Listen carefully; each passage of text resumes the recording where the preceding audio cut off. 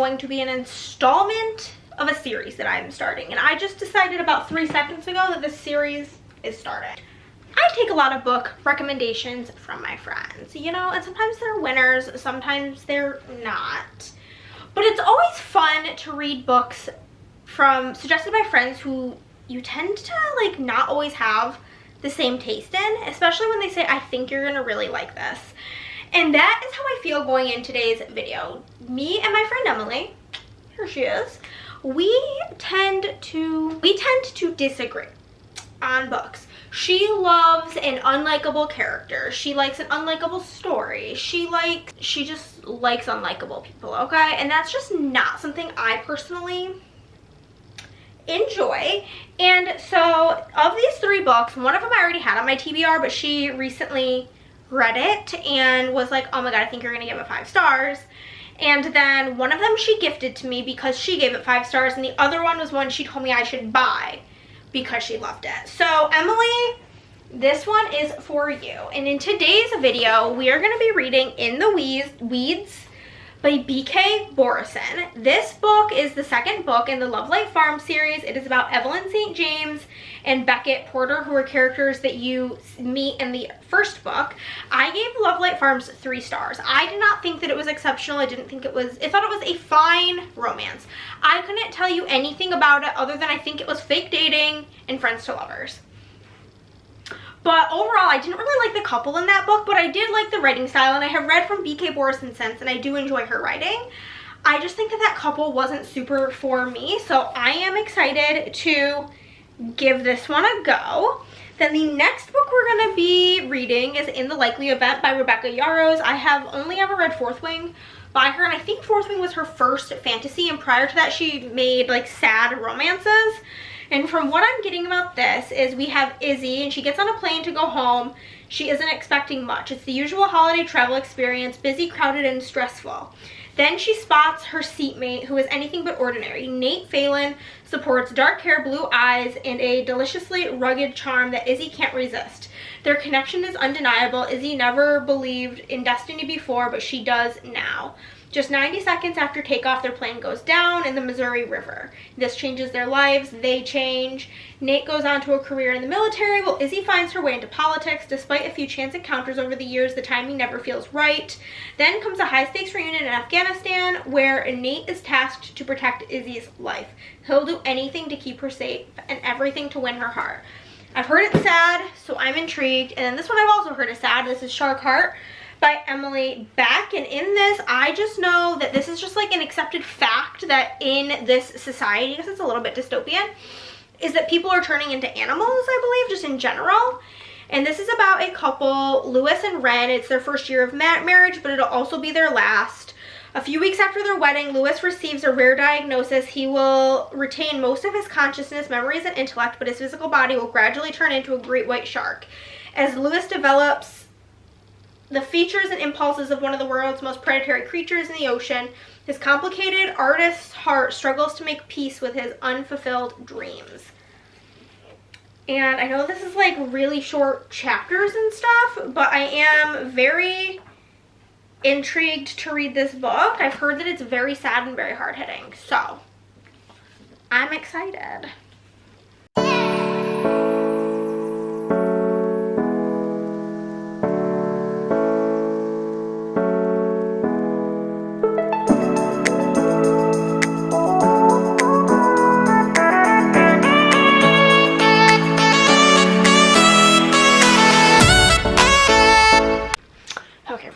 To be doing some serious editing, but I do have some updates on these books. I'm about 45% into this, and I'm about 60% into this. We'll go over this first. So in this book, we have got our main guy. His name, I also was going to annotate it, and then I gave up. His name is Lewis, and the woman's name is Ren. And Lewis has this condition. Basically, this is like almost like a dystopian type of world. It's magical realism. It's a magical realism world. That's the right word. And essentially, I'm also sorry if it's kind of dark in here. I can probably do one of these. It's really gloomy. But basically, in this society, there is this thing that's happening. People just simply are turning into animals. And he has a morph where he's turning into a great white shark, which is extremely rare and extremely, like, fast progressing type of disease. Like, he got diagnosed with it, and it's going to be happening within months, not years. And he just got married to Ren. And in this book, we're going, like, back and forth to, like, Ren's childhood when Lewis and Ren met, and then, like, the present time. Lewis is also, like, he's in theater, and there's a lot of talk about that. There's, like, these parts that are, like, scenes of a play, and honestly, I am loving the parts of this book that are talking of. I don't understand this, like, play part. I think maybe he's writing a play about, like, their lives before he dies, maybe. I just got to the part where he, like, is fully a shark, but I like the storyline of him being a shark, but everything else I'm not. I don't love flashbacks in books, so anything that we're flashing back to, like, when they met or Ren's childhood, I just, like, don't care. And I think the writing style in this book, like, I'm so sorry to Emily, because I know a lot of people, this Emily, not the Emily who had me read this, but I know a lot of people, like, were obsessed with the writing style. For me personally, it is atrocious. Like, I don't understand it. I don't understand these parts that are, like, a play. Like, I don't get it. Maybe I'm not smart enough. And then, like, there's just really random paragraph breaks, like right here. I don't know if you guys can see it, but it just says, "Please, Lewis, just," and then the new line is, "Say my name." Like, I don't know if it's just, like, everything's supposed to be, like, double meaning, super deep, but I don't have that kind of brain. Like, I don't want a super well-written book. Like, that's just, like, really not my journey. Like, I want a book that's easy on the brain, and this just, like, isn't. So there's that. What is easy on the brain is this one. This one's feeling like a 4-star. This is In the Weeds by B.K. Borison. This one's feeling so far like a 3-star. But this is book 2 in the Love Light Farms series, and in this book we've got our main characters is Evelyn, who is a social media influencer, which it's kind of like, I don't love social media influencer type books, but anywho. Basically, in book 1 in Love Light Farms, she goes to Love Light Farms to do, like, an Instagram, like, feature about Love Light Farms and try to, like, help them with their sales. So now Evelyn is kind of, like, in a rut with her work life. She's kind of sick of having to do these sponsorships that she doesn't want to do, work with these businesses that she doesn't like, and she's kind of, like, lost the plot on what she does on her Instagram. The whole initial point was to feature small businesses to give them the, like, audience that they deserve. And so her, like, manager type person basically asks her, like, when's the last time you were happy? And all she can think of is when she was helping out at Love Light Farms. So she packs up all of her shit and basically gives up on her life and goes to stay at Love Light Farms to try to find her happiness again. In comes Beckett, who is a character. He's one of, like, the farm hands at Love Light Farms in book 1. Love him. And basically, he and Evelyn had, like, I think Beckett was, like, out of town. I don't know. I don't really remember because this interaction was in book 1. Basically, they have hooked up before. They were, like, a 3-night stand with each other, like, for a weekend while they were out of town. And then whenever she came to Love Light Farms, she was like, oh, okay, like, another run-in with this man. But, like, they definitely have a lot of attraction for each other, and they're trying to avoid it. But it's super duper cute. I'm really enjoying it, and it's probably going to be 4 stars. I'm definitely liking it more than Love Light Farms. I like this couple a lot more. And like I said, this one's giving 3 stars. And that's kind of just where I am at. I'm hoping to finish both of these today, which would be incredible. I'm listening to this one on audio, and I have like an hour and 15 minutes left, so I'll definitely finish this. And then I'm reading this on my Kindle, and like I said, I'm like halfway through, so I'm hoping that we will fly through the rest. A lot of the second half is like very short pages, so I have a feeling it's gonna go quite quick, but that's where I'm at. And I just wanted to update you guys.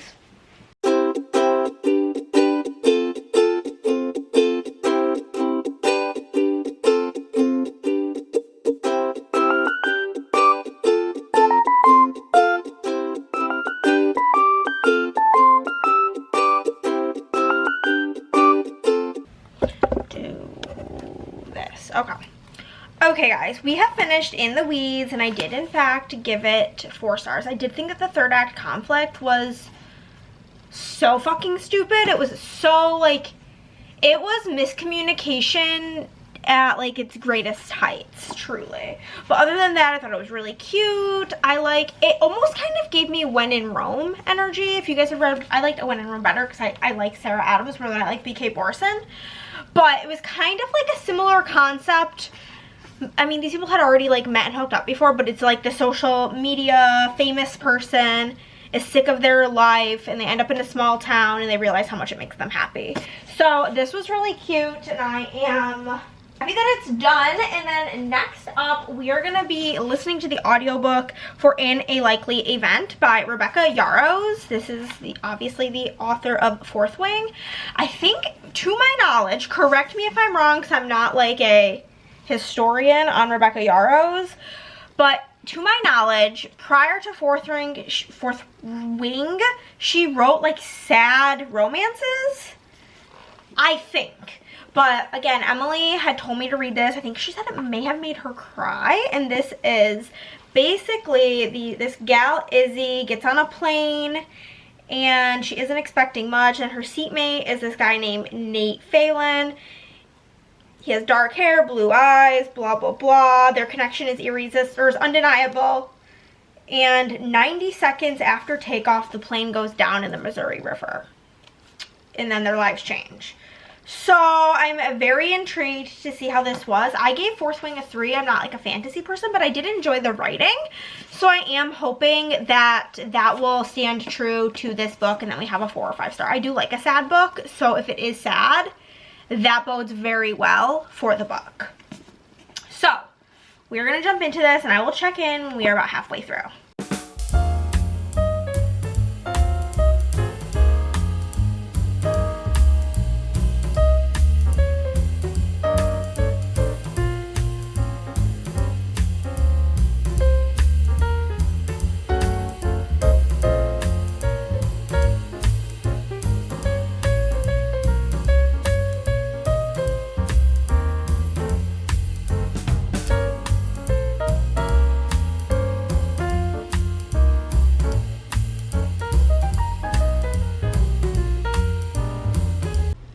The worst part about this being in the middle of multiple videos mindset that I'm in is I was all set up to literally edit, I think it was like 6 or 8 videos today, and I go to edit my second to last video, which was this one, reading Emily's picks.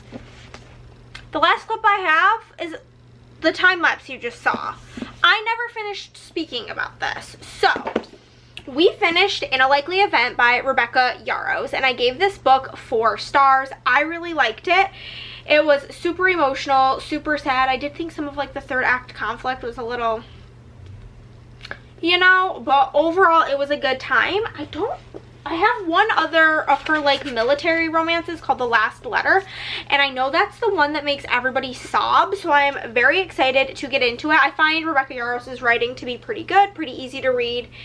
And I'm glad that Emily had suggested this one to me because it was very emotional, and there was just some things, like there's some like, not like twists, but reveals. That's the best word for it. And I don't want to spoil any of it, but I highly recommend 4 stars. We also read In the Weeds, which is book 2 in the Love Light Farms series, and I gave this also 4 stars, which is super exciting. I liked it much better than book 1. I loved the characters. I loved Evelyn. I loved, let's call him Beckett. He was super cool. I loved their relationship, and I love the like somebody from the big city coming to live in the small town trope. I'm a sucker for it, okay? I'm a sucker for a small town romance. I just am. So we had another 4 stars, and then we had our big fat flop. which was Shark Heart, which I gave 2 stars. I thought this book was terrible. I hated it. I hated the way it was written. I loved the concept of it. Like, I love magical realism, and I feel like that is not the case for most people. I feel like a lot of magical realism books tend to get low 3-star ratings and have like a low 3 average on Goodreads, because from the people I've spoken to, most people who don't read fantasy can't suspend the disbelief, and people who read fantasy want it to be fully fantastical. But because I have a pea brain and I can't really do fantasy, I love magical realism, and so I would love to read a story about this like dystopian world where people are turning into animals, and it's just like, this is what's happening, and it's terrifying. Because I loved those parts of this book when we were like hearing about, what was his name, Lewis? When we were hearing about Lewis turning into the shark and going to the doctor's appointments and his physical changes, and how he has to like end up sleeping in the bathtub and then getting a pool in the backyard. Like, I thought all of that was so interesting, and I loved the point when we got like the point of view of him in the ocean with like another person who had turned into a shark. Like, that part was so interesting to me. But I literally did not give a shit about Ren and her like family history. We got so many chapters. So much of this book was about Ren's mother and like her point of view and her having Ren, and I just like didn't care. I was there for the dystopian vibes of them turning into animals, and there just wasn't enough of that for me. So this was a 2-star and did not like it, but we did have 2 4-stars. So far in the competition, this is not really a competition, but episode 1 was Andrea's picks, and that we were here for a hee hee ha ha time.